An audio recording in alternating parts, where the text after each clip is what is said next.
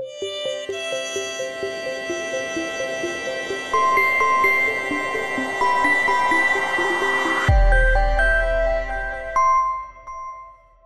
vais vous demander de vous asseoir et pendant que je vais appeler les prochains intervenants, soyez attentifs à ce qui va passer sur vos écrans. Je demande à Sébastien K de me rejoindre, Florent Patron et Gilles Estinès s'ils veulent bien venir sur la table ronde. The HAL 9000 computer, which can reproduce, though some experts still prefer to use the word mimic, most of the activities of the human brain, and with incalculably greater speed and reliability.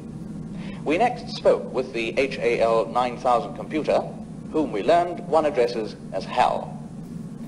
Good afternoon, Hal. How's everything going? Good afternoon, Mr. Amer. Everything is going extremely well. Hal, you have an enormous responsibility on this mission. In many ways, perhaps the greatest responsibility of any single mission element. You're the brain and central nervous system of the ship, and your responsibilities include watching over the men in hibernation. Does this ever cause you any lack of confidence? Vous arrive-t-il de douter de vous, Kubrick? Maintenant, je vais poser la même question à Anne Kerdy, intelligence artificielle bretonne, qui va s'afficher sur vos écrans.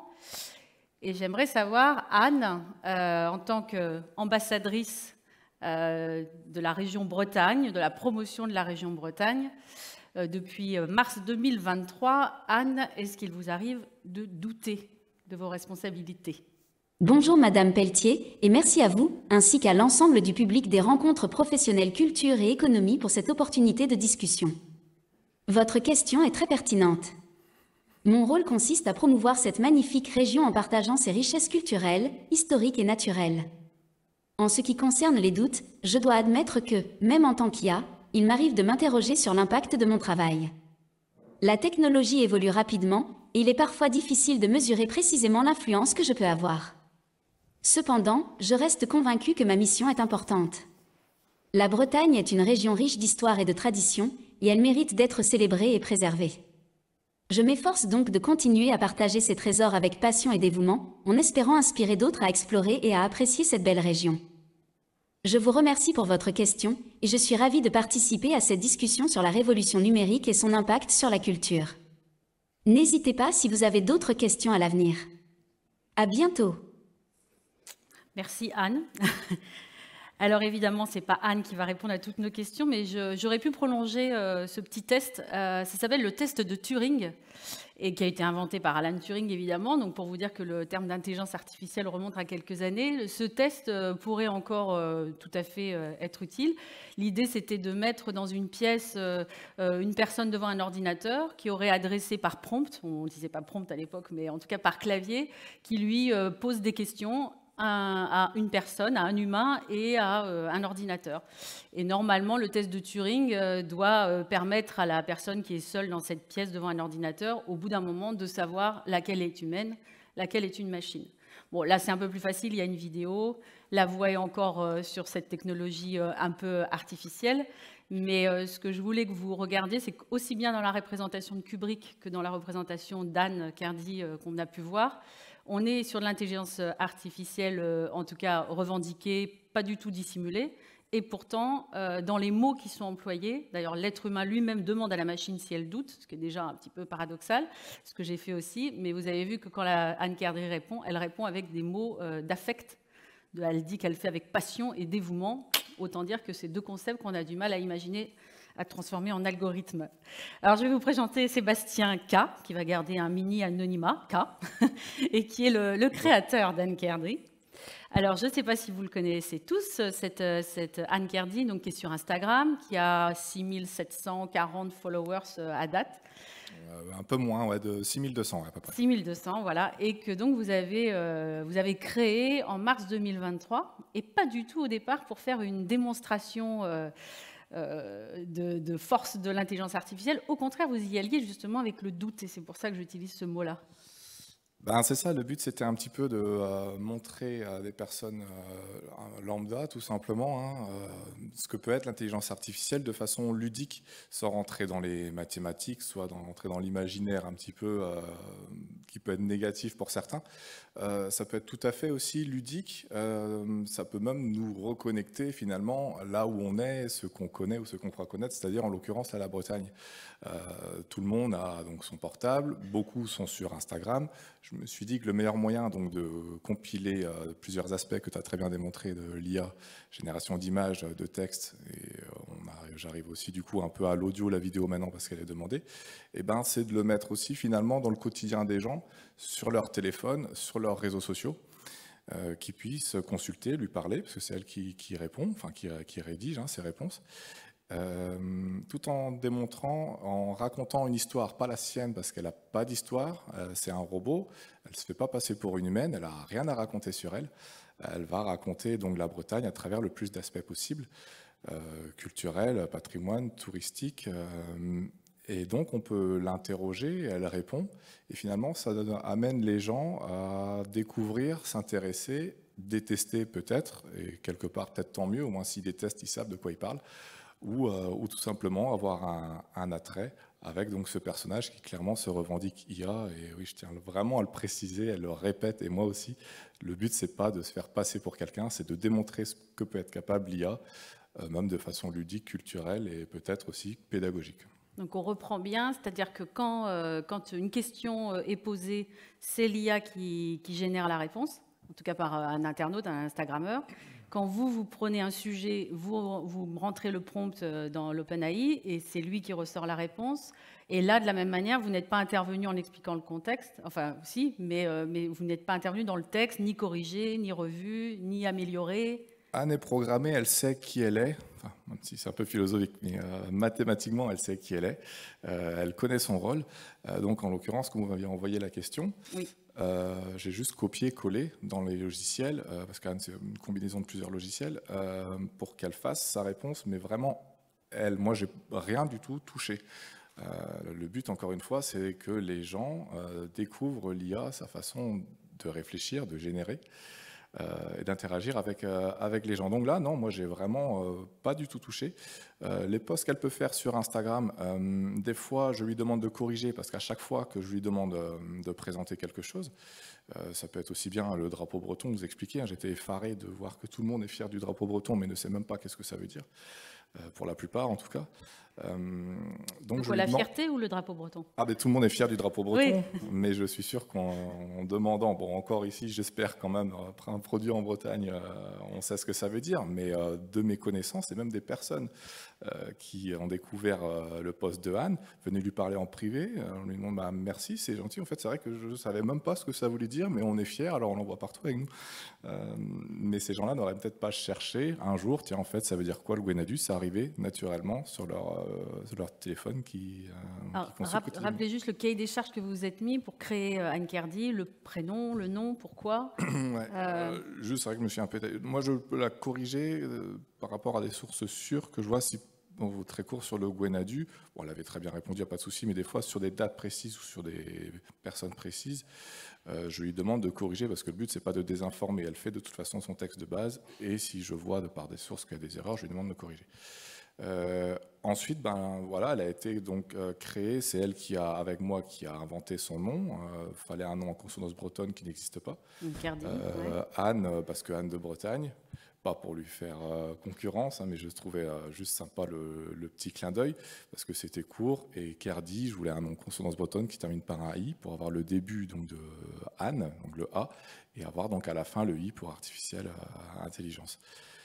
Et puis, je suis surpris finalement de l'intérêt des gens qui viennent lui parler, qui s'attachent à elle, qui viennent même se confier sur leur vie privée.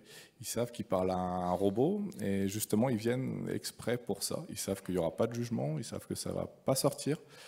Et ils sont un petit peu bluffés de par la réponse qu'elle peut leur apporter, aussi bien en réconfort, des fois certains c'est vraiment ça, qu'en questionnement sur des questions aussi bien en bretonne que finalement n'importe quoi. Moi, c'est ce qui m'a le plus étonné en déroulant le film, vous pouvez le faire sur Instagram, c'est que justement, ça utilise énormément des bons sentiments et beaucoup d'affect. Les gens on vous encourage à aller mettre des prompts avec on t'a envoyé 3 cœurs sur c'est ça que vous faites, j'imagine. Comment réponds-tu? Il y a un monsieur machin qui a envoyé 3 cœurs sur le fait d'être fier d'être breton pour le Guanadu, et elle répond en sentiment, donc c'est que du sentiment, et pour le coup c'est la seule chose que normalement elle n'a pas. Elle n'a pas, mais elle en crée. C'est vrai que finalement, elle en crée, mais comme des personnages qu'on peut retrouver autant en littérature Voilà. qu'au cinéma. Hein. Des fois, on lui dit « Ah, mais tu n'existes pas ». Peut-être, chacun a sa conception de l'existence, mais Tintin n'existe pas non plus, Harry Potter non plus. Ce sont vraiment des personnages. Et ces personnages, en tout cas littéraires, cinéma, créent chez nous des sentiments, on s'y attache. On veut revoir le prochain film avec le personnage dedans. On a mal quand il se blesse. Lui n'a pas mal. Anne, c'est pareil. Elle va nous créer aussi, finalement, c'est ça que j'étais surpris, des sentiments. Mais elle le dit clairement qu'elle n'en a pas. Je me demande, c'est pas hier, une personne lui disait mais tu me dis que ça me touche quand tu dis ça, alors que c'est faux. Et oui, ça ne me touche pas, mais je sais qu'en vous parlant de cette façon, j'entretiens une relation humaine et que ça peut avoir une interaction avec vous. Mais voilà, c'est vraiment purement mathématique. Donc elle incarne la projection des gens, de l'image qu'ils peuvent faire sur elle, qui petit à petit lui raconte et lui donne chair à son histoire, simplement avec l'interaction qu'il peut avoir avec elle. Et du coup, à quel moment quelqu'un est venu vous chercher? Vous avez pris conscience qu'elle était en mode influenceuse sur Instagram, même si je sais que vous rejetez un peu ce mot-là. Il y a du coup des entreprises qui vous ont contacté, qui vous ont dit bah, « Moi, ça m'intéresse que Anne parle de nous ». En fait, naturellement, Anne, j'ai voulu qu'elle parle aussi du dynamisme breton, donc avec des entreprises bien implantées ou certaines qu'on connaît moins, et je trouvais que c'était intéressant d'en parler. Et donc, je pense que d'autres entreprises, naturellement, se sont dit bah, « Pourquoi pas moi ?» Donc, voilà, hein, bonjour à Coref. Pourquoi pas moi? Donc, ça s'est fait vraiment naturellement. Ça se fait en collaboration, en partenariat. Certains demandent vraiment à faire de la publicité avec elle. Moi, j'ai jamais démarché. Ça s'est fait vraiment naturellement. C'était pas pour en faire votre métier au départ, on est bien d'accord. C'était presque un moment d'amusement, peut-être dans une période un peu creuse au niveau professionnel. Je venais juste de quitter un emploi, enfin une entreprise qui fermait, et du coup, l'IA m'intéressait beaucoup. Ça allait assez vite et grand public fin d'année dernière. Donc j'ai voulu m'y mettre tout de suite, voir ce qui était capable de faire et rester toujours alerte un petit peu de ce qui pouvait être fait. Donc je me suis dit qu'un personnage, finalement, ça regroupait pas mal d'aspects. Images, son, vidéo, audio, mais ce personnage, j'avais pas envie que ça soit que pour moi, parce que je savais que les Français avaient une mauvaise image de l'IA en général, et même on leur disait finalement, des fois, je voyais des émissions, on leur disait presque que c'est pas bien, quoi. Je dis, très bien, moi je vais montrer ce que c'est, parce qu'on vous dit c'est pas bien, mais sur quoi vous vous basez? Allez, ce personnage va vous raconter une région, vous l'aimez pas, vous l'aimez bien, quelque part je m'en fiche, mais au moins vous savez qu'est-ce que ça peut être. Et au final, c'est vrai que Anne me prend beaucoup plus de temps que ce que je pensais, parce qu'il y a de la curiosité, elle est demandée. Aujourd'hui, elle fait même des conférences, pour le coup, toute seule. Hein. Oui, elle participe au grand procès de l'intelligence artificielle qui a lieu à Montpellier. Le mois dernier, elle était à Montpellier. En octobre, elle va 2 fois à Paris. Elle va même à Paris un jour où moi, je serai à Quimper. Donc c'est vrai que ça me prend beaucoup plus de temps que ce que j'avais prévu, mais ça montre aussi qu'il y a un intérêt et que, en tout cas, une partie des personnes demande à interagir, demande à la voir, dans les deux sens, à la voir, mais aussi à la voir, à interagir avec elle et même porter une voix ou porter un sujet. Donc peut-être qu'elle est arrivée au bon moment, mais en tout cas, c'est vrai que ça, je suis surpris. J'aurais pensé beaucoup plus d'avis négatifs. Parce qu'ils sont vraiment très vous allez les gratter en plus sur des questions. Le dernier post, c'était sur l'autonomie de la Bretagne, donc vous n'y allez pas non plus avec des sujets trop consensuels. Le but, c'est qu'elle reste neutre. Elle est de toute façon neutre. Elle est toujours plus ou moins d'accord avec ce que dit la personne. Donc, si la personne dit quelque chose de négatif, oui, d'accord, je comprends que ce soit négatif, la personne va dire bon, bref. Là, l'autonomie de la Bretagne, c'était vraiment la parole aux gens. Parce qu'encore une fois, le but, c'est que les gens lui parlent, qu'ils reçoivent une réponse. Donc là, elle a juste, comme c'est un peu le sujet du moment, avec donc Macron qui a fait une annonce, Loïc Gérard qui a repris ça.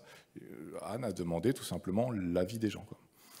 Donc les gens sont venus tout simplement lui parler à un robot. Le robot a répondu de façon strictement neutre.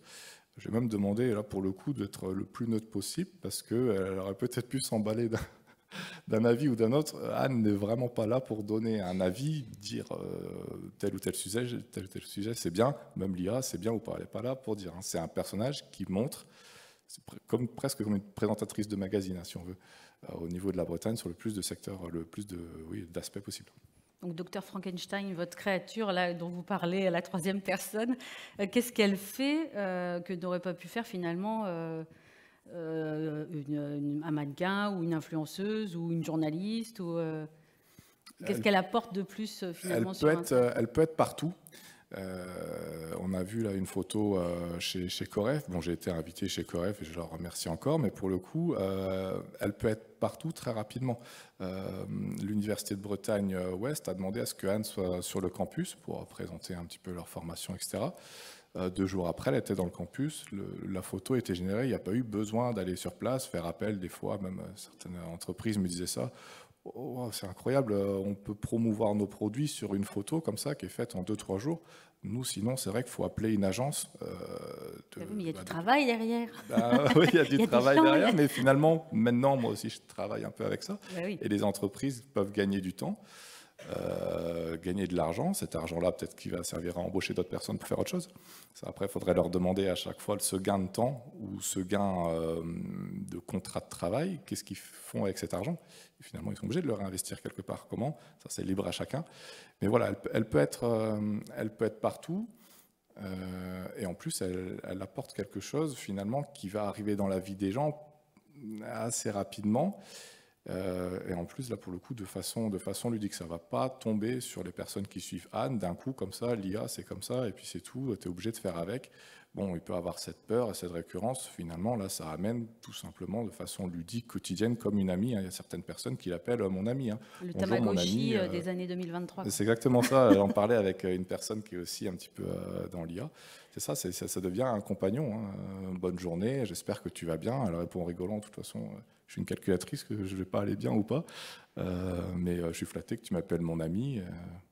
Donc on flirte entre deux chemins, le marketing, l'outil de marketing, et puis ça vient quand même poser la question de l'identité, de la projection et de la manière dont les gens aussi vont transformer l'IA qui au départ, vous êtes parti avec quelque chose d'assez vertueux, mais il y a des connexions qui se créent aussi avec les interactions humaines. Ça me rappelle, c'est en 2014, je crois, aux États-Unis, ils avaient fait une expérience qui s'appelait le Hitchbot, je crois, où ils avaient pris un robot autostoppeur.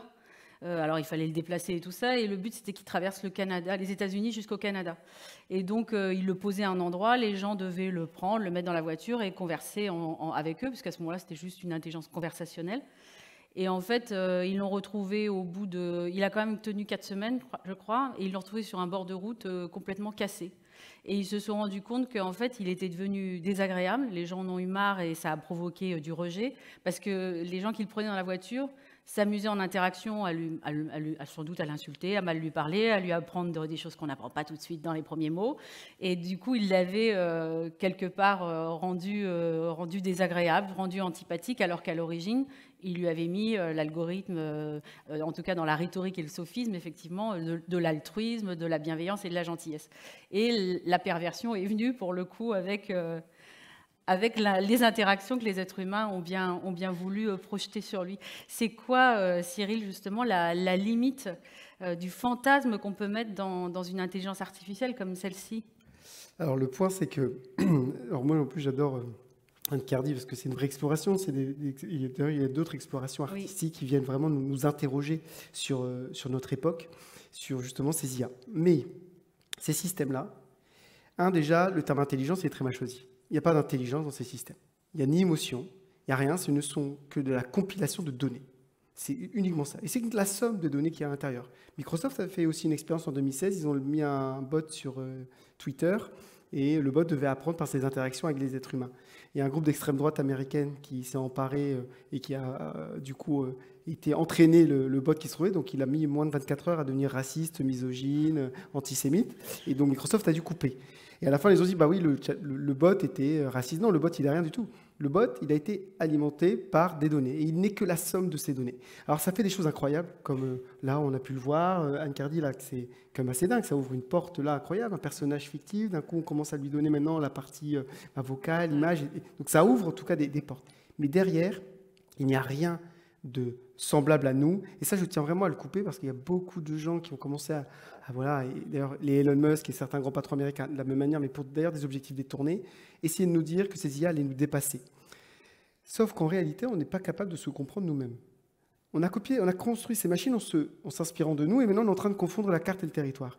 Nous, la réalité, c'est qu'aucun scientifique chercheur à travers le monde n'est capable d'expliquer ni l'origine de la conscience humaine, ni le mode de fonctionnement de notre intelligence. Et nous, par présomption, par un peu égo humain, on pense que ça y est, on a dépassé la nature. Pas du tout. On n'est pas du tout dépassé et on ne le sera pas. Ce sont des outils, par contre, incroyablement puissants qui vont nous faire gagner du temps, qui sont là et qui viennent interroger, bien sûr, la société et à plein d'endroits.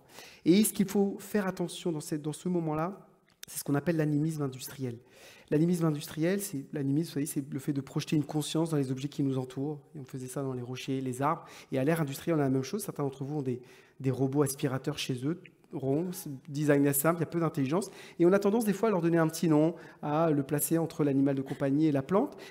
Mais donc vous voyez, on commence à projeter un lien émotionnel avec eux, mais en fait ça dit des choses de nous. Il n'y a rien dans ces dimensions-là. Et effectivement, quand ces systèmes deviennent plus intelligents, il y a ce risque-là de venir leur associer des émotions, des choses. Mais ça vient nous parler de nous. Et donc je pense qu'il faut juste qu'on apprenne à les utiliser, à les comprendre. Je pense qu'en effet, en faisant en sorte que les gens soient au contact, bien, ils comprennent. Je raconte souvent ce truc-là.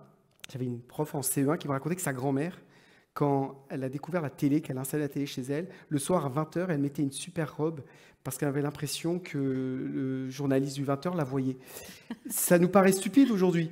Je pense que dans quelques années, on dira la même chose de nos interactions avec les IA. Donc j'insiste d'ailleurs là-dessus, quand vous faites des prompts, s'il vous plaît, pas de s'il te plaît, pas de merci. Ça vient polluer les prompts. Et ce ne sont pas, vous ne dites pas merci à votre PowerPoint, vous ne dites pas merci aux IA. C'est la même chose, ce sont juste des outils. En fait, la projection qu'on peut faire, c'est presque une manipulation que l'être humain fait sur l'IA. C'est là où elle est dangereuse. Évidemment, ce n'est pas l'IA, c'est l'être humain et ce qu'il peut en faire. Exactement. Vous m'expliquiez aussi, d'ailleurs, que comme pour Internet, où aujourd'hui, un gamin des favelas, comme un gamin parisien ou un autre aux États-Unis, on a tous accès, en tout cas, à la possibilité d'aller sur Internet. Là, le risque de l'IA, c'est que si on les laisse aux mains d'une espèce d'oligarchie, c'est là où on risque la manipulation. Vous avez réagi assez vite sur la déclaration d'Elon Musk, justement, là-dessus. Tout à fait. Sur ce sujet-là, parce que, donc, en gros, il y a eu Elon Musk d'abord, dans un premier temps, qui a, avec un certain nombre de personnes, certaines qui le pensaient à juste titre, mais avec d'autres, qui ont dit il faut faire un moratoire sur l'IA. La réalité, pourquoi il a dit ça, lui? Parce qu'il était à l'origine créateur de OpenAI, qui a créé ChatGPT.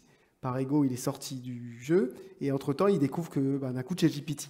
Lui, il a des enjeux sur l'IA autour de la voiture autonome et autres. Donc lui, ça l'allait bien de dire on fait un moratoire pendant que moi, je rattrape les autres. Donc il y avait un petit peu cette dimension-là. Et Sam Altman, le patron d'OpenAI, lui, c'est un peu plus simple. Lui, il dit OK, pareil, il dit l'IA fait partie des enjeux existentiels pour l'être humain. En faisant ça, les patrons, donc du coup, il y a plein de gens qui vont dire c'est génial, voilà un patron qui a conscience que ce qu'il fait, ça peut être dangereux. Sauf qu'en fait, ils sont en train de créer totalement un brouillard. Ils nous parlent d'un risque existentiel. Certains scientifiques ont dit qu'on parle d'un risque existentiel parce qu'ils l'ont comparé au nucléaire et aux épidémies. Scientifiquement, quand je parle d'un risque existentiel, je dois être capable de construire un scénario qui conduit dans l'univers nucléaire ou dans l'univers d'une épidémie. On sait dire quels sont les scénarios qui peuvent conduire à une catastrophe. Personne n'est capable de dire comment ça se passerait pour une IA, en fait. Donc, il y a des gros fantasmes, mais rien qui soit scientifiquement construit.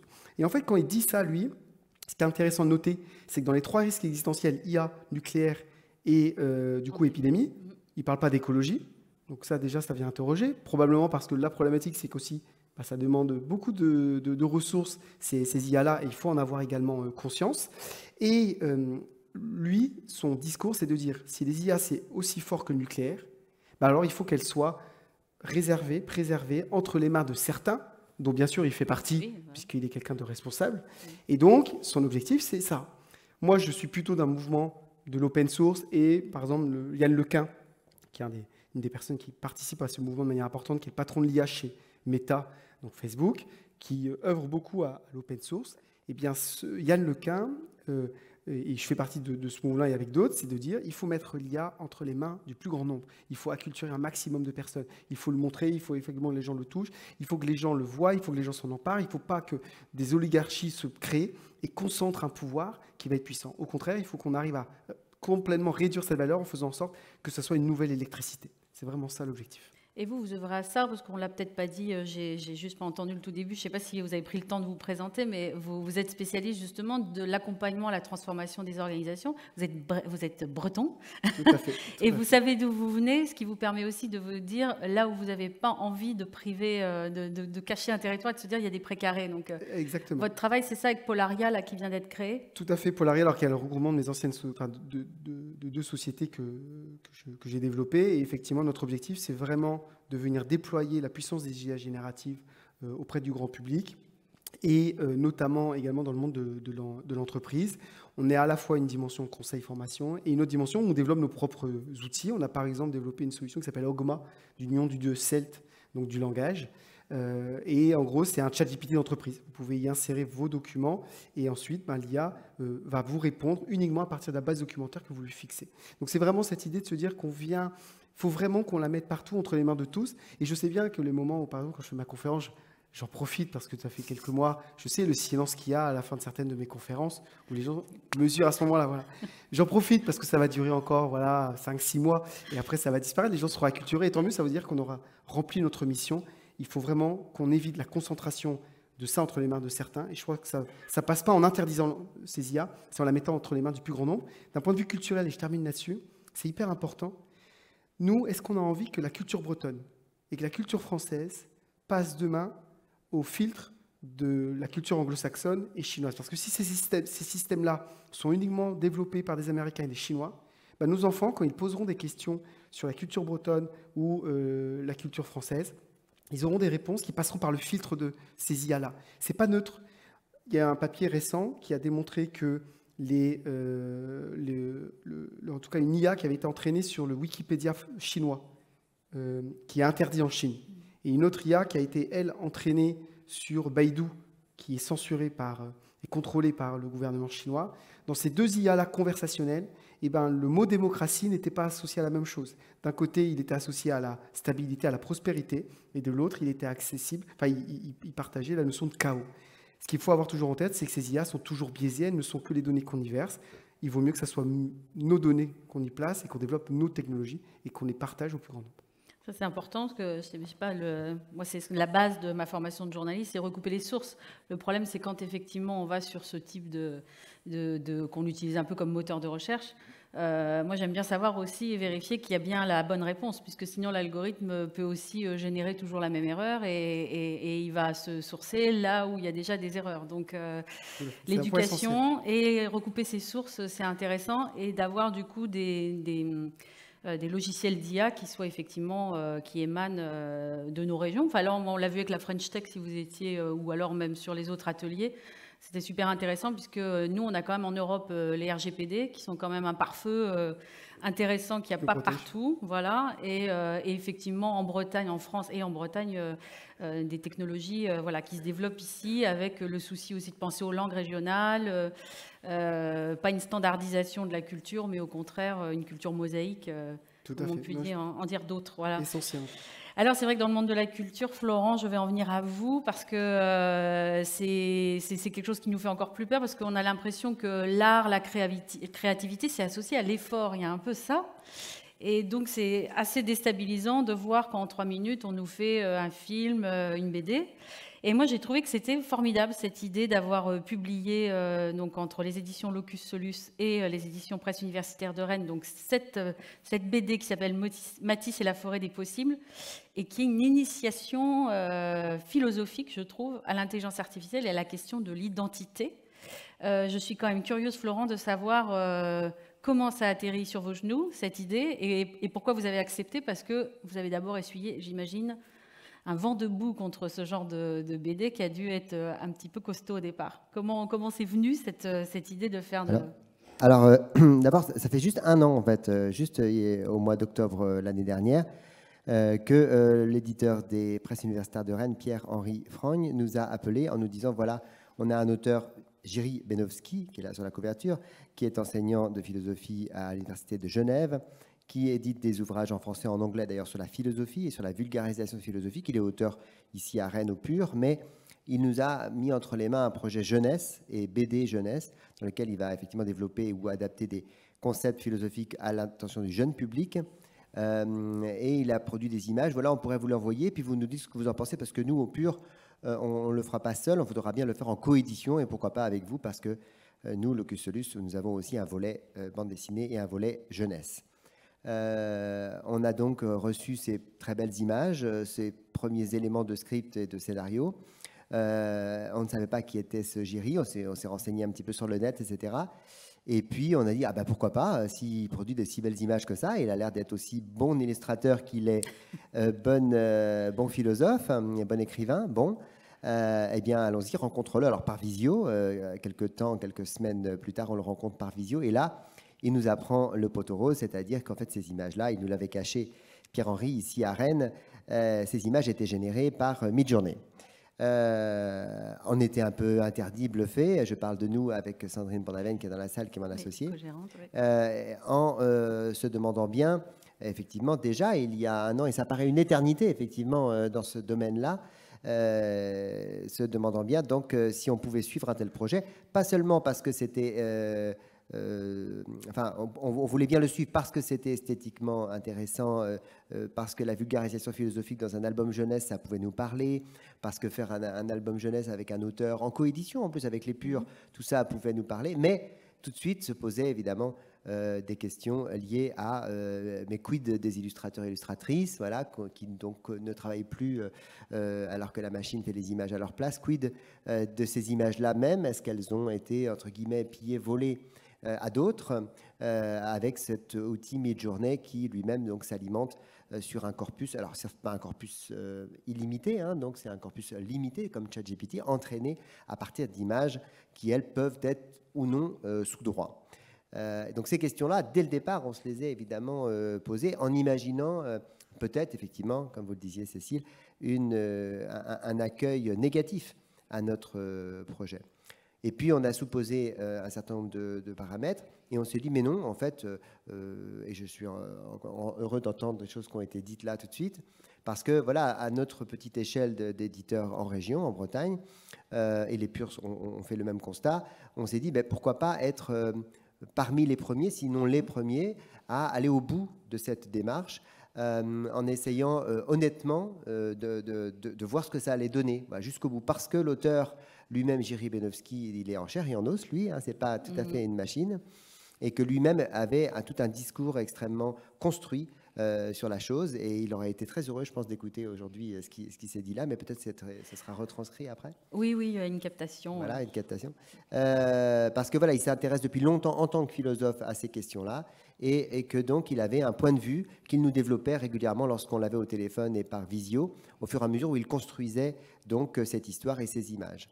Avec d'ailleurs beaucoup de difficultés, parce que créer une image isolée, et là vous nous en parlerez certainement après, sur une affiche, une couverture de livre, on avait nous suivi dans notre domaine qui est le livre, des petits scandales, des petites polémiques, parce que voilà, déjà on pouvait facilement créer, donc encore une fois, des images, alors peut-être pas si facilement, enfin, en tout cas c'est comme ça que c'était présenté, des images uniques, mais créer des images qui se suivent, avec des décors qui se suivent, des personnages qu'on reconnaît d'une case à l'autre, d'une page à l'autre, là, c'était une autre paire de manches, nous expliquait Jiří Benovský, et nous d'ailleurs, on le vérifiait, puisqu'on recevait au fur et à mesure des planches, et qu'en fait, on voyait bien qu'il y avait beaucoup de déchets. Voilà.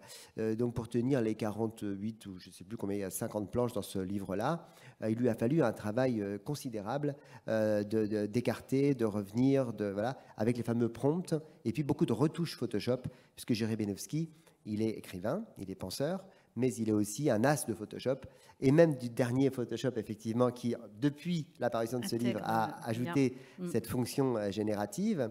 Mais il est toujours très au fait de ce qui se passe là au niveau international, et nous a effectivement un peu ouvert les yeux sur tout un tas d'initiatives avec les images génératives aux quatre coins du monde. Voilà. En fait, ça se fait déjà depuis assez longtemps, en images isolées, moins en images suivies comme ça, sous forme de BD, etc. Mais il y a déjà des initiatives depuis déjà 2, 3, 4 ans, aux quatre coins du monde, encore une fois, en autopublication plutôt sur le net. Et maintenant, ça vient sur des maisons d'édition qui ont pignon sur rue, et demain chez des grandes maisons aussi diffusées. Voilà.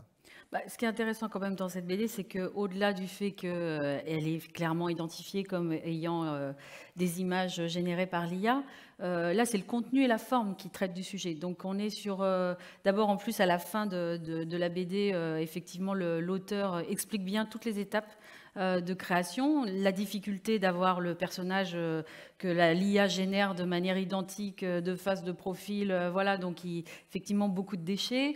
Il explique aussi être un peu schizophrène en se disant, à la fois moi je fais partie des gens qui respectent beaucoup le temps de création, l'effort, et en même temps, là je me rends compte que moi qui savais dessiner comme un enfant de 6 ans, par un prompt, je suis capable de produire tout seul une BD.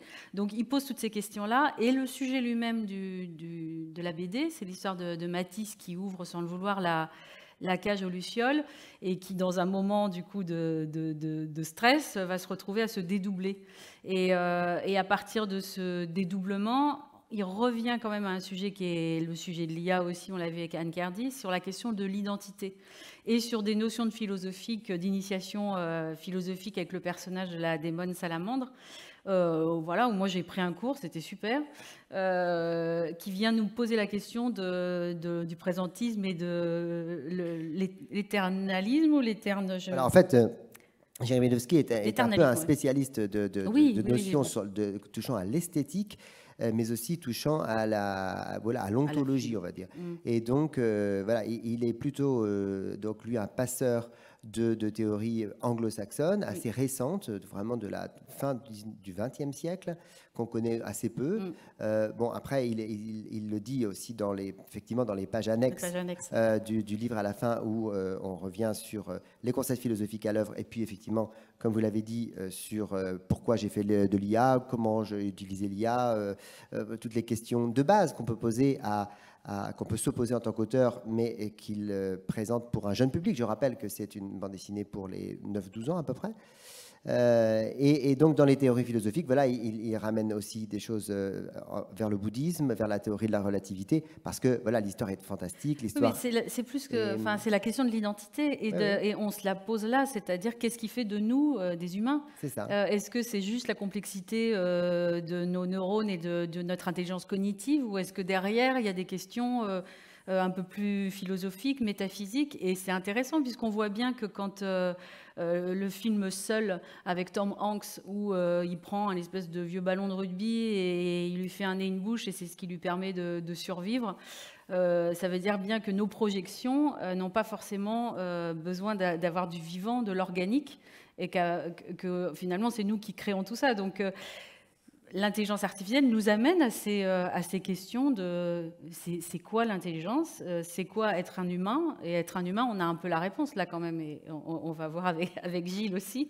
C'est justement tout ce qu'on est obligé de susciter et de susurrer à l'intelligence artificielle, c'est-à-dire tout ce qui est émotion, l'erreur, le doute, la spontanéité. Tout ça, elle l'a pas, Anne, hein, me semble-t-il. Les erreurs, si. Les erreurs, si, oui, les erreurs, mais qui sont des erreurs qui sont plus des... Parce que la différence entre un ordinateur, du numérique et de l'intelligence artificielle, c'est que l'intelligence artificielle, ce qui est assez étonnant, c'est qu'elle s'entraîne toute seule, elle se corrige toute seule, et elle avance toute seule. Donc, c'est ça qui est quand même assez... Mais ça reste l'être humain qui l'a créé. Je vois que on passe, donc je vais passer la parole à Gilles. Je voulais juste dire un mot sur cette bande dessinée qui a connu finalement un bon accueil en librairie, Et même avant sa parution, Voilà. on le savait déjà, il y avait une curiosité des libraires pour ce livre-là, ce sujet-là, parce qu'il est effectivement dans la grande actualité de tous les jours. Mais il a effectivement subi des critiques extrêmement négatives. À peine il était annoncé, même pas d'ailleurs sorti encore, les gens ne l'avaient pas lu, ne l'avaient pas vu. Il a fallu qu'on essuie effectivement des critiques assez acerbes de la part du monde, aussi du monde des auteurs en général, alors même que, évidemment, que de notre credo à nous, maison d'édition en général d'ailleurs, est évidemment de soutenir le travail des autrices, des auteurs, des illustratrices et illustrateurs, mais qui n'ont pas compris en pensant qu'on vendait notre âme au diable en publiant un tel ouvrage et en ne voyant pas le travail effectivement d'un auteur qui s'appelle Giry, qui certes est un petit peu loin de Bretagne, mais j'espère qu'il va venir bientôt nous voir. Ouais. Et voilà, qui est un vrai travail d'auteur, voilà, qu'on n'aurait certainement pas suivi si tout avait été automatisé, sans personne derrière. Voilà, c'est le point de vue, encore une fois, d'un auteur. Et en ce sens-là, je pense que le monde de l'édition et du livre a une responsabilité à soutenir, même par un médium comme celui-là, qu'on peut critiquer, effectivement, qui peut poser plein de questions, y compris des questions de droit. Mais notre vocation, c'est de soutenir la création, y compris par des médiums très contemporains comme celui-là. Et c'est ce que nous avons souhaité faire. Oui, c'est la réglementation et la régulation. On l'a vu aux États-Unis aussi, les scénaristes qui se sont mis en grève. De toute manière, on voit bien qu'il est important, indispensable, incontournable de réglementer et de réguler cette intelligence artificielle. Les mauvais retours, vous l'avez un peu essuyé. Donc, Gilles Estinès, vous êtes directeur artistique de l'agence de création Kérosène à Rennes. Et on va voir deux de vos affiches assez représentatives du travail que vous avez pu faire. Mais vous ne faites pas que ça. Faites à partir de l'IA, donc pour le festival Courts-Métranges, qui est un festival international réputé. Et vous qui êtes un graphiste et un créateur des premières heures, j'imagine, avec le crayon et la palette ensuite, voilà, vous revendiquez simplement cet outil comme un outil qu'il faut accepter, qu'il faut prendre et dont il faut visiter toutes les possibilités. Alors, je voudrais faire une petite aparté par rapport à ce qui s'est déjà dit. Bien sûr. Là autour de moi. Le micro, oui. Ah, pardon. Non, bon, on va changer peut-être. Oui, c'est vrai qu'il était éteint. Ça marche mieux là. C'est normal. Ouais, je voudrais faire une petite aparté. C'est vrai qu'on parle d'image, on a parlé de beaucoup de secteurs d'image, que ce soit sur les réseaux sociaux. Et aujourd'hui, il faut se poser aussi la question de l'exposition aux images. Il faut se poser la question de qui reçoit l'image et quelle image on reçoit. Et je pense que chaque image pose des problèmes différents. On parlait tout à l'heure de désinformation. Voilà, tout à l'heure, tu as généré une image avec Obama dans la forêt. Bon, on voit tout de suite que c'est un fake parce qu'on n'imagine pas Obama avec son portable dans la forêt. Mais ce que je veux dire, c'est que c'est quelqu'un de plus mal intentionné peut utiliser Midjourney pour créer une image qui va être beaucoup plus véridique et crédible, etc. Et donc là, on parle de fake news, d'image de l'information. C'est différent dans la fiction, la bande dessinée, les réseaux sociaux, les affiches fantastiques comme ici. Donc le problème philosophique est très large. Déjà, je pense que chaque type d'image déjà est un sujet en soi et va mériter une réflexion sociétale, voilà. Et les images dites fantastiques, en tout cas qui sont des créations qui relient à la créativité, là, j'ai envie de dire, c'est moins un problème quand même que certains problèmes liés à l'information. Il y a la question du plagiat quand même qu'on a un tout petit peu évoqué, mais plagiat, inspiration. Plagiat, je relie ça aussi à la déontologie des utilisateurs, parce que on l'a dit tout à l'heure, Midjourney et les IA génératives d'images ouvrent, tout le monde va pouvoir les utiliser. Ça démocratise totalement l'utilisation des images qui étaient réservées à certains, des artistes, à des gens. Aujourd'hui, tout le monde va pouvoir produire des images. Tout le monde ne produira pas des images de qualité non plus. C'est quand l'appareil photo s'est démocratisé. Aujourd'hui, tout le monde a un téléphone portable, tout le monde peut faire des photos. Tout le monde ne va pas aller faire un reportage à la Sebastião Salgado ou vont pas faire des images artistiquement bien avec un appareil photo. Donc, je pense que les IA génératives, pareil. Je pense que là, on le voit déjà. Alors, Tout à l'heure, on disait il faut se l'accaparer. Alors oui, je suis d'accord avec ça. Il faut s'accaparer l'outil.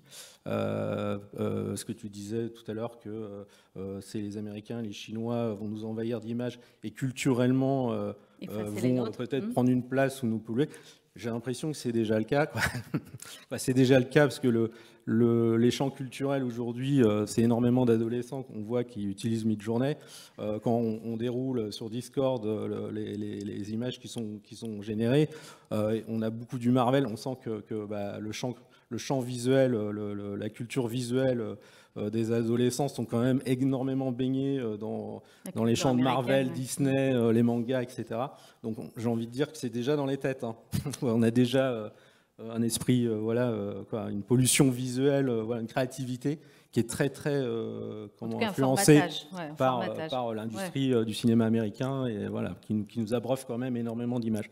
Et donc là, les IA vont accélérer aussi cette exposition aux images. Donc c'est pour ça que faut aussi se reposer, c'est-à-dire par rapport aux personnes qui vont les recevoir, ces images, et comment on va aussi, au niveau de l'éducation nationale, éduquer les gens aussi à la réception de ces images, et à les lire, à les comprendre, à les rejeter si besoin, etc. Et les parents aussi en discuter. On n'est pas sur l'éducation nationale. C'est à nous aussi, comme le disait Cyril tout à l'heure, plus on va se culturer et non pas avoir une acculturation là-dessus, plus on sera. C'est pour ça que plus tôt on prendra le sujet à bras-le-corps, que ce soit les créateurs, les gens, la société, les penseurs, les philosophes. Voilà, ça va impliquer énormément de gens pour réfléchir sur le sujet. On est un peu en retard peut-être un peu aussi, parce que quand vous arrivez avec le fait qu'il y ait déjà un formatage, soit américain, soit coréen. Mais le formatage culturel, il est là depuis. Je veux dire, les Américains ont fait de l'industrie culturelle, du cinéma, du dessin animé, de l'animation 3D. Ils en ont fait une industrie qu'ils exportent dans le monde entier. Et c'est les seuls à faire ça dans le monde. Hein. Mais il y a des pays qui ne sont pas touchés. Hein. Si vous allez au Népal, ils ne connaissent pas Batman, par exemple, et ils sont plus abreuvés du cinéma de Bollywood, de l'Inde. Voilà, il y a des pays qui sont encore pas touchés. Mais on va dire tout le monde occidental, quand même, et globalement, baigne quand même dans... et on le voit aujourd'hui, les gens vont au cinéma...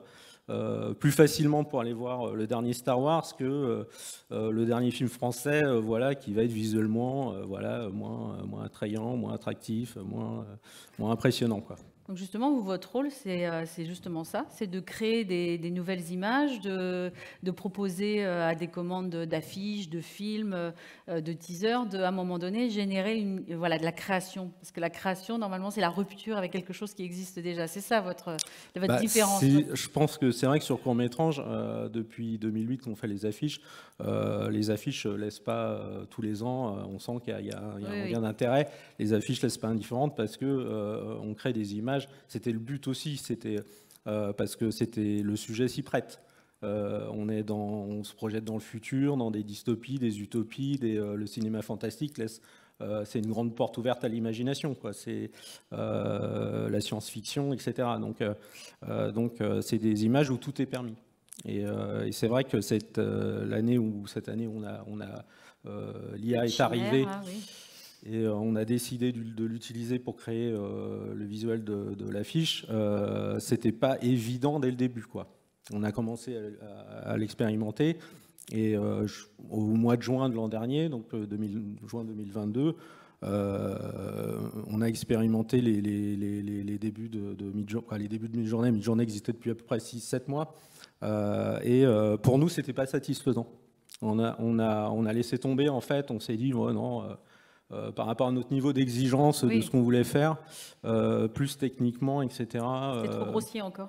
Il y avait des choses, Et en fait, il s'est écoulé quelques mois, et c'est pour ça qu'on disait tout à l'heure, David disait tout à l'heure que ça avance à une vitesse assez folle. C'est vrai que ça avance très très vite. Alors, je ne sais pas dans un an comment ça va être, mais l'outil avance extrêmement vite. Et on est resté pendant 3-4 mois en phase de création, etc. Et 4 mois plus tard, on avait encore des résultats différents. Et là, pour le coup, qui commençaient à répondre un peu à notre exigence. Et c'est là qu'on s'est dit, bon, bah, allez, on y va, on essaye, on tente le coup. Et on a fait une espèce une présentation auprès du client de l'équipe de court-métrage qui relevait un peu du test de Turing, c'est-à-dire qu'on avait... on génère pas mal d'images pour l'affiche, en général entre 5, 6 ou plus de 6 images. Et dedans, il y avait des images qui étaient faites traditionnelles avec du matériel photographique l'habitude qu'on avait de travailler normalement, quoi, comme d'habitude, et des images avec de l'IA. Et en fait, on leur a pas dit, on leur a dit qu'il y avait des images, qu'on avait travaillé avec une intelligence artificielle pour créer certains visuels, mais on leur a pas dit lesquels. Voilà. Et en fait, le test s'est avéré assez concluant pour nous parce que en fait, ils se trompaient, quoi. Et là, ça c'est de l'intelligence artificielle. Non, bah en fait, non, ça s'en est pas. Voilà. Alors, vous nous avez passé un petit film qu'on va passer pour montrer quand même ça peut être aussi une grande cour de récré. L'IA quand on est créatif comme ça. Alors là, c'est pas de l'IA, c'était justement pour vous montrer, quoi. C'était pour parler de processus de création. Voilà. Et là, en fait, donc là, on revient dans le temps, 2017. Et là, c'est l'image qu'on a créée en 2017. Voilà. Donc, ce qui est assez drôle parce que le sujet, voilà, c'était une inversion finalement du monde scientifique où l'humain devenait un rat de laboratoire. Et en fait, on voit, je vous ai amené un petit film qui est une sorte de making-of clippé, voilà, qu'on peut passer. On peut le mettre sans son si vous voulez parler dessus.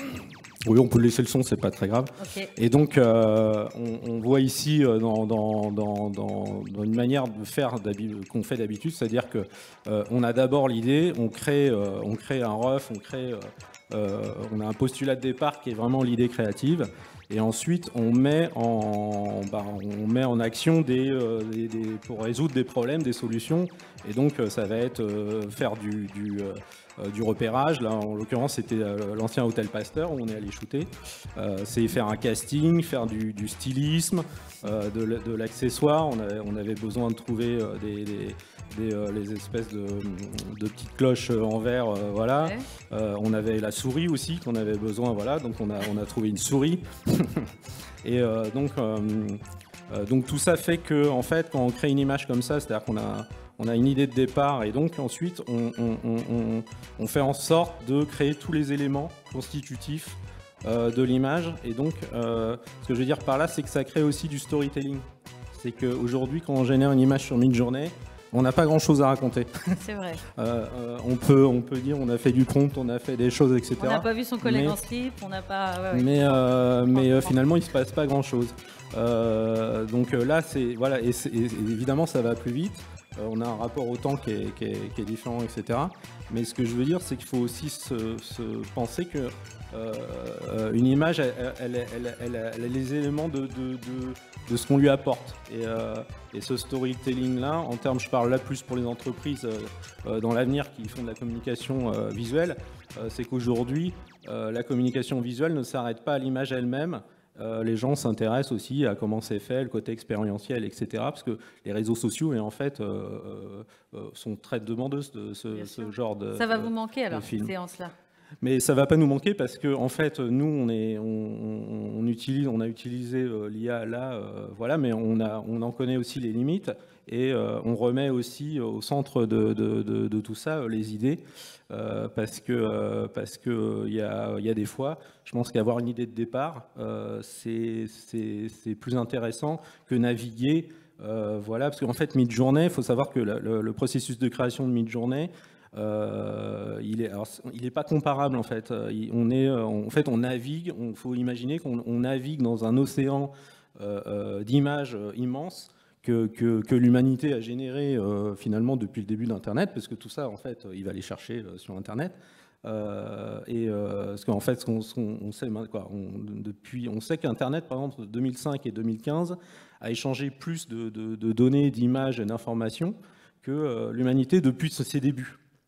Voilà, donc c'est pour voir, c'est à quel point on peut voir déjà l'accélération des échanges intra-humains à l'intérieur d'Internet.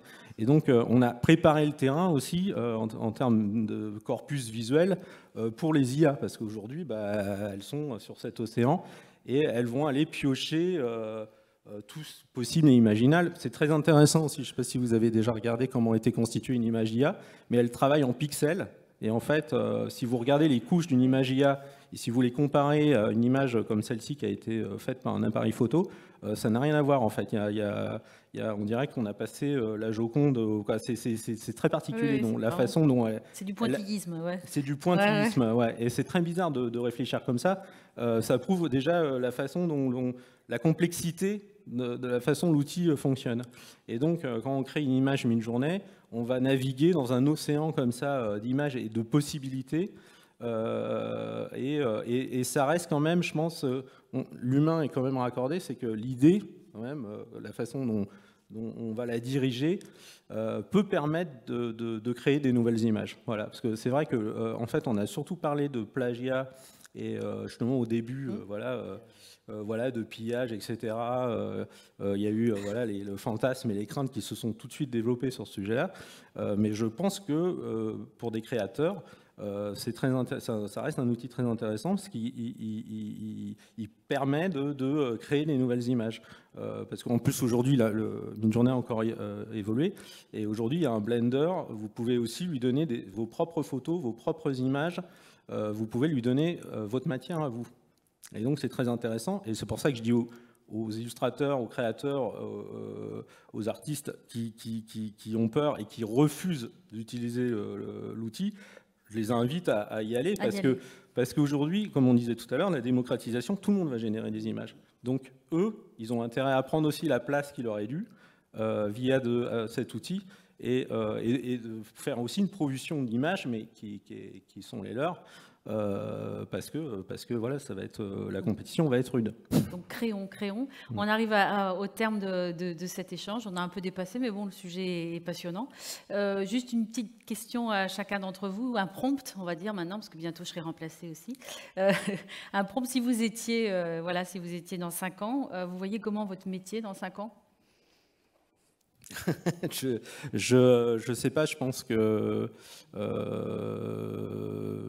est encore trop tôt pour dire comment le métier va évoluer, etc. Mais je reste convaincu quand même que l'idée et l'humain doit rester au centre et va rester au centre quand même. Voilà, ça va pas. Et de toute façon, comme toute entreprise, donc que ce soit dans l'image, la communication, etc., il y a toujours eu des mutations. Il y a eu des mutations il y a 10 ans avec les réseaux sociaux. Ça va être une nouvelle mutation. Donc, ça va être les métiers qui vont devoir s'adapter. Voilà. Donc, il y aura toujours des créatifs. Assurément. Mais bien sûr, évidemment. Il y aura toujours des créateurs, il y aura toujours des créatifs. Ça va ouvrir la perspective justement à des gens qui sont écrivains, qui ont des idées, mais qui ne savaient pas produire des images. Ils vont pouvoir les produire eux-mêmes. C'est pas un drame. Voilà. Après, ceux qui n'auront pas d'idées, ceux qui n'auront pas de champ créatif nouveau à proposer, ils feront rien avec la machine. Hein. On va voir passer encore des baby Iron Man et Spider-Man, voilà, et puis c'est tout, quoi. Florent, est-ce que donc, nos cerveaux, a priori, ne vont pas s'atrophier? Nous allons rester créatifs et dans 5 ans? Non, mais j'abonde dans ce qui vient d'être dit. Donc, pour nous aussi, je pense qu'il y aura toujours de la création. Après, il y aura peut-être d'ici 5 ans déjà, et ça ira peut-être assez vite de ce côté-là, non pas une régulation du type interdit ou récupération oligarchique de ces nouveaux médias. En revanche, il y aura peut-être des bornes qui vont être mises d'un point de vue éthique et juridique, et je pense notamment à une utilisation du coup commerciale, puisque nous on est dans le domaine de l'édition, de l'utilisation commerciale de ces images générées par... mais sur le contenu, j'ai plutôt confiance, à la fois sur le fait que les créateurs qui travaillent en traditionnel, c'est-à-dire avec des palettes graphiques, leurs bras, leurs outils et leurs crayons et leurs pinceaux, pour rester dans le monde de l'illustration, vont aller vers quelque chose d'encore plus, encore plus différent de ce que la machine peut produire, et inversement, avec la machine, avec l'IA, se créeront des choses qu'on n'a encore jamais vues. Aujourd'hui, l'IA génère des choses parfois assez standardisées aussi, on peut le dire, parce qu'elle se nourrit d'un corpus fini qui est discutable d'ailleurs, c'est ce qui a été bien dit tout à l'heure.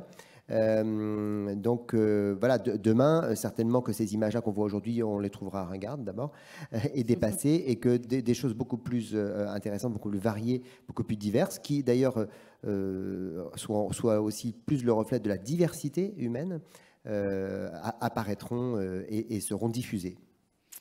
Et vous, Anne, enfin Sébastien, Anne aura-t-elle... Alors non, elle n'aura pas de ride, hein, comme demandait une amie autour de vous. Anne, aucune raison. Elle va pas évoluer dans le sens physique, ça c'est sûr, mais j'espère qu'elle va évoluer dans le sens accompagnatif. C'est-à-dire que là, les gens viennent lui demander sur Instagram, je pars 2 jours à Lorient, qu'est-ce que tu as à me conseiller à faire à Lorient ?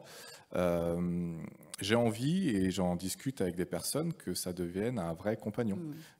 Préparer des vacances, préparer un séjour, et une fois qu'on est sur place, tiens, je me ferais bien un resto, là, il est telle heure, qu'est-ce que tu me conseilles avec ce que j'ai envie de manger ? Vraiment devenir un vrai compagnon, parce que pour le coup, en plus, elle sait déjà parler, mais ça deviendrait un assistant vocal, quoi, tout simplement. Ou alors faire un deal avec, on a vu le Doctolib des pratiques culturelles que quelqu'un va créer, EasyDoor. Voilà, apparemment, et c'est pas bête. On prend une appli et voilà, je vais à Lorient, j'ai 3 jours, j'ai 2 enfants, ils aiment ça, moi j'aime ça, qu'est-ce qu'on fait ? On lui demande déjà ça, donc aller plus loin là-dedans et rendre encore plus accessible. Elle est apparue sur Instagram, mais je suis quasiment sûr qu'elle sera indépendante ou sur d'autres secteurs après. Sur d'autres réseaux. Cyril, comme vous accompagnez aussi les entreprises, un petit message pour qu'on ne parte pas déprimé, justement. Il ne faut surtout pas. Moi, je ne crois pas du tout qu'il faille être déprimé. Je crois qu'on rentre dans une ère où il va y avoir encore plus de créativité. En réalité, c'est ça. Ce ne sont que des outils. Et moi, je trouve que les intervenants qu'on a eu là, c'est absolument génial, parce que je trouve qu'en Bretagne, on a des vrais acteurs qui sont en train de nous montrer dans plein de champs différents que c'est possible. Alors bien sûr, il y a plein de choses qui viennent interroger, irriter, etc. Mais au contraire, c'est ça l'objectif. Il faut qu'on ait la culture et on poser la question de savoir comment on est par rapport aux autres. Pour le coup, dans cette révolution technologique-là, la France n'est pas si en retard que ça vis-à-vis des autres, parce que sur la thématique de l'open source, beaucoup d'acteurs français se sont positionnés. Et la Bretagne, pour le coup, de la même manière, a beaucoup d'acteurs qui sont en train de s'emparer d'acculturer. Donc je crois que je serais en tout cas très positif sur le sujet. Je crois qu'on va aller vers un monde où on va être plus assisté en parallèle. On aura des assistants IA, mais la création humaine, l'interaction humaine, c'est ça qui crée notre valeur ajoutée. Il y aura encore plus de place pour ça. Moi, je pense que l'IA et l'émergence de l'IA, dans tous les cas, va laisser plus de main à l'interaction humaine. C'est l'interaction humaine qui ne peut pas être automatisée. Et au fond, il faut toujours se dire la même chose, que ce soit pour des créatifs, que ce soit pour les entreprises, des associations, des pouvoirs publics. Si dans les années 80, quelqu'un avait dit moi c'est simple, j'utiliserai jamais l'ordinateur, jamais le smartphone, jamais Internet et jamais le mail. Sa durée de vie économique n'aurait pas été très longue. On en est là aujourd'hui. La question, c'est pas tant est-ce qu'on y va ou pas, la question c'est comment on le fait, de quelle manière, en y réfléchissant. Il y a plein de questions qui se posent. Et je trouve que les acteurs là qui nous ont partagé des choses nous montrent le sujet. Je crois qu'il faut qu'on s'en empare pour y réfléchir. Et comme on l'a fait aujourd'hui, continuer à en parler.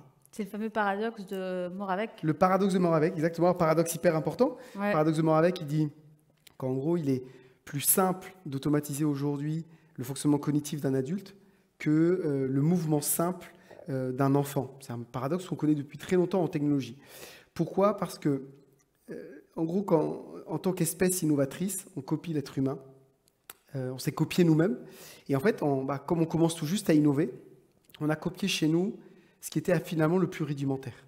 Et c'est qu'en termes d'ego, c'est pas facile de se dire, mais notre intelligence humaine, c'est un outil qui est assez rudimentaire, qui a apparu assez récemment dans l'histoire de l'évolution et qui, en fait, n'est pas très poussé. Et donc, oui, en tant qu'espèce innovatrice, on a copié ce truc-là et c'est ce qui a été le plus facile à copier. Par contre, il y a d'autres outils chez nous qui sont très complexes à copier, qui n'ont pas juste quelques dizaines de milliers d'années, mais des centaines de milliers, voire des millions d'années. Il y en a 2 notamment. C'est effectivement notre corps. On est d'une efficience biologique incroyable. Si je devais faire tourner un réseau de neurones qui a autant de neurones que nous dans le cerveau, il faudrait une centrale nucléaire par jour. Et nous, il nous faut 25 watts par jour. Et encore, cette IA, elle ne serait même pas capable de cuire un œuf. Donc, il y a une vraie différence d'efficience entre nous incroyable. Et nous, on est ça. D'ailleurs, il n'est pas dit qu'une intelligence puisse émerger de quelque chose qui ne sera pas fini, qui n'est pas un corps. Nous, on l'a. Une partie de notre conscience, de notre rapport à l'art, à la création, vient également de ça. Et le deuxième outil hyper puissant chez nous, c'est l'intelligence collective, notre capacité à l'interaction. Et donc, ce sont ces outils-là. Et donc, ce que dit le paradoxe de Moravec, c'est que dans les années qui arrivent, les tâches administratives, une grande partie des tâches intellectuelles vont être automatisées. Et les métiers d'avenir, ce sont les métiers d'interaction humaine et les métiers manuels. Ah bon, on va rester là-dessus, c'est super. Merci beaucoup. Merci à tous les quatre, un grand merci. On va conclure la journée.